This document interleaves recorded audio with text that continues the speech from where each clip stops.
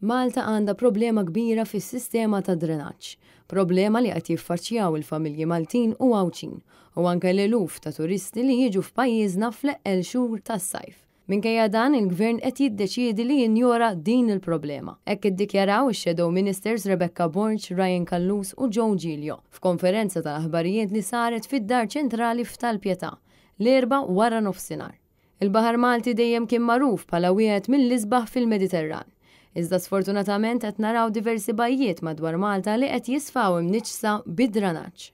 Min-naħa tagħha x-Shadow Minister Rebecca Borch spjegat illi l-baħar huwa essenzjali f'pajjiżna kemm għas-settur ekonomiku u anke għall kwalità tal-ħajja. Iżda, is-sitwazzjoni ta' drenaġġ fur fil-baħar tagħna ilha għaddejja is-snin bil-Gvern Laburista jibqa' jinjora din il-problema minkejja s-sentenza tal-Qorti Ewropea. Mal-Ewropa, il-Gvern qed jammetti li hemm id-drenaġġ fil-baħar.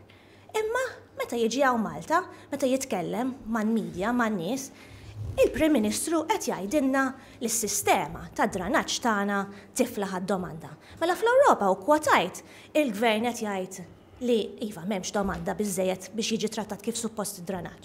U mbagħad hawn Malta jiġi jgħid eżatt l-oppost. Malta sfortunatament l-Qorti sabet tal-Ewropa sabet li anki hemmhekk iktar u iktar fejn id-drenaġġ suppost qed jiġi trattat kif suppost, iktar stringenti, mhux qed jiġi trattat b'dak il-mod. F'daqqa waħda fil-27 December 2024, ġifieri fi Christmas Holidays tas-sena l-oħra, il-Gvern Laburista ħareġ legal notice u neħħa din iż-żona minn żona sensittiva. Ryan Kallus spjega li tul is-snin id-drenaġġ mhux trattat baqa' jintefa' fil-baħar bil-popolazzjoni Maltija tkompli tiżdied minkejja li l-infrastruttura mhux qed tiflaħ. Fejn insista li evidentament jidher li l-Gvern ta' qabela ilu s-snin jaf din il-problema serja ta' drenaġġ f'pajjiżna. Il-Gvern Malti kien ilu mill-2016 jaf li għandna problema. Il-problema illi l-impjanti għat-tisfija ta' drenaġġ ta' pajjiżna mhumiex qegħdin ilaħqu. Ġedin nitkellmu fuq 9 snin ilu, mhux sen ilu, 9 snin ilu l-Gvern jaf li għandna problema bil-kapaċità tal-impjanti tat-tisfija ta' drenaġġ. U dakinhar kien ammettija. Però l-Unjoni Ewropea kien qalilha illi ser nindirizzaw din il-problema sal-2025 l-iktar l-2026. Joe Giglio min-naħa tiegħu insista li l-Partit Nazzjonalista ser jibqa' jkun il-partit li joffri pjan vuċi soda dwar kriżijiet li l-Gvern qed jinjora ta' kuljum. Il-viżjoni se tkun waħda li l-modell ekonomiku ta' dan il-pajjiż jeħtieġ li jinbidel.